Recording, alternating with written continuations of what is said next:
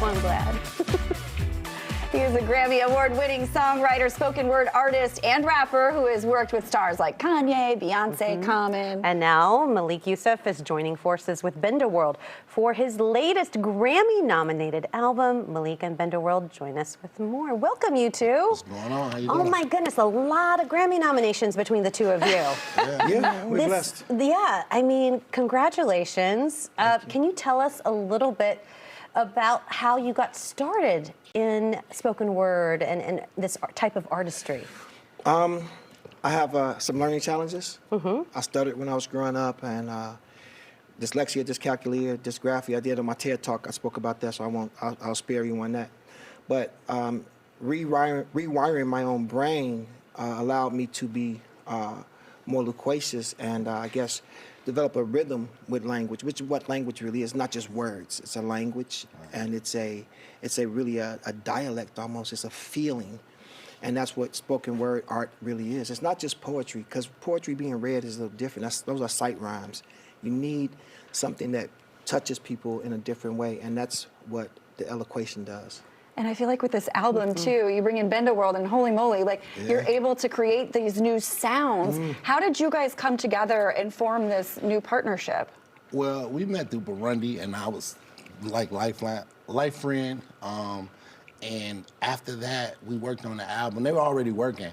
And when I started working on the album, I was just like, man, this is good. I had one song on the album at first, and Malik gave me the opportunity to kind of come behind the scenes and get to working on the production, writing in on the album. So it's just special, man. I'm here to give Malik his flowers.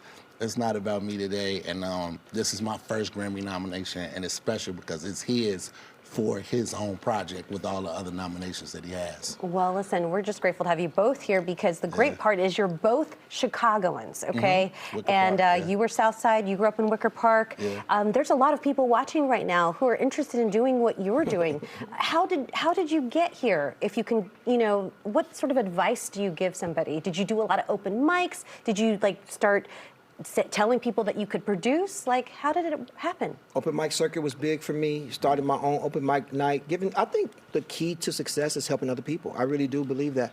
Everything I've ever got that was great, it was me trying to serve my deal with Marvel, me trying to serve somebody else. Everything I've ever gotten good, me working with Kanye, was just trying to serve him.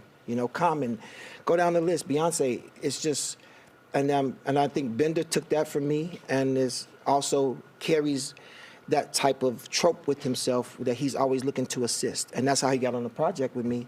He was just looking to assist, and it was great. Any advice from you? Keep working, man. I worked so long to get to this point, and sometimes you feel like it's never going to happen. So when I first got the call that we got the nomination, I cried, I prayed. Wow. I was so excited, and it's just like, hey, we here. Do you have your acceptance speeches already written? Is that okay to do? Yeah. You don't want to jinx it, maybe? I don't want to jinx it. I mean, I'm in some stiff competition. Omari Hardick is there. Queen Sheba is there. Maskills is there. Tank and the Bangers are there. It's some really prolific artists in my category. We love that it's called, you describe it as Sonic Cinema. Yeah. S-O-N-I-C, and then cinema you do with an S as well. Yes, Can you talk a little bit more just about what's on this album? Yes, ma'am. It's spoken word. I kind of freestyled the spoken word, and we just really went hard on the production that you traditionally don't see on a spoken word project.